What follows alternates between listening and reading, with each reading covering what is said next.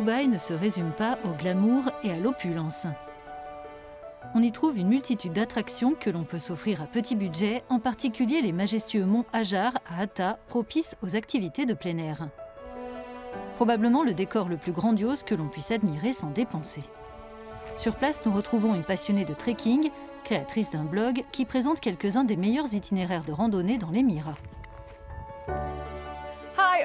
Bonjour Osra, merci beaucoup de nous faire découvrir Hatta. Pouvez-vous nous en dire plus sur cette région ? Les montagnes ici sont magnifiques et on trouve des chemins de randonnée et de VTT où l'on peut aller pour explorer ce cadre naturel et faire de l'exercice. Quelle distance ces sentiers permettent-ils de parcourir ? L'ensemble du réseau de sentiers s'étend sur environ 32 km. Le plus court fait 1 km. Ces sentiers sont classés par couleur selon le niveau de difficulté. Donc on peut commencer par le vert, qui est le plus facile, puis progresser jusqu'au noir, qui est le plus difficile. Les sentiers bleus et rouges étant ceux de niveau intermédiaire. Mieux vaut démarrer tôt. Il faut se lever à 4 heures du matin pour commencer la randonnée à 6 heures. Et même avant, c'est encore mieux parce qu'il fait très vite chaud. Côté préparation, la priorité, c'est l'eau. Vous devez toujours partir avec une quantité d'eau suffisante, au moins 2 litres pour les randonnées les plus courtes et je dirais 5 litres pour les randonnées plus longues, par exemple de 15 km. Dans cette région, une visite de Hatta s'impose. Son village historique nous plonge dans l'histoire locale en présentant le mode de vie rural qui prévaut ici depuis de nombreux siècles à l'abri du fort de Hatta.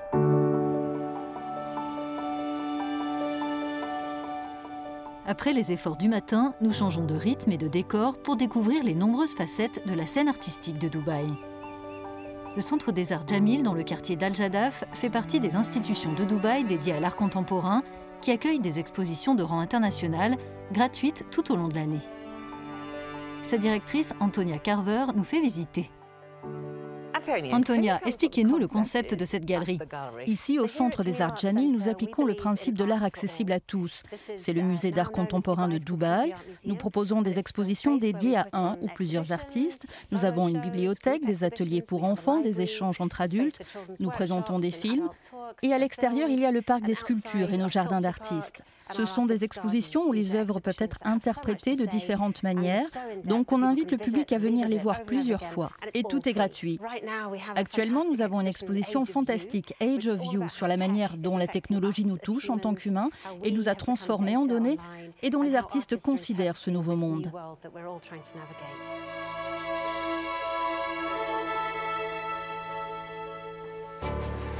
Dubaï est également célèbre pour ses spectacles de fontaines gratuits. Face au Centre des Arts Jamil, Imagine de Dubai Festival City enchante les spectateurs avec ses jeux d'eau, de musique et de lumière.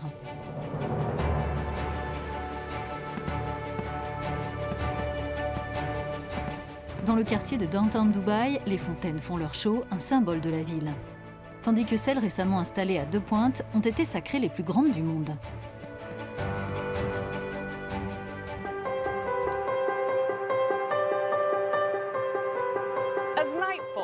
À la tombée de la nuit, les familles affluent au Global Village pour profiter de fêtes et de manèges à petit prix et de divertissements gratuits.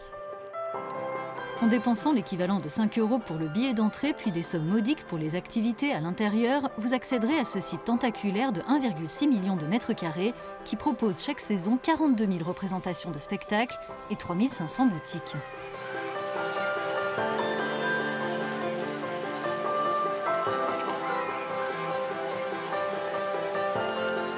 « 78 cultures sont représentées dans 26 pavillons.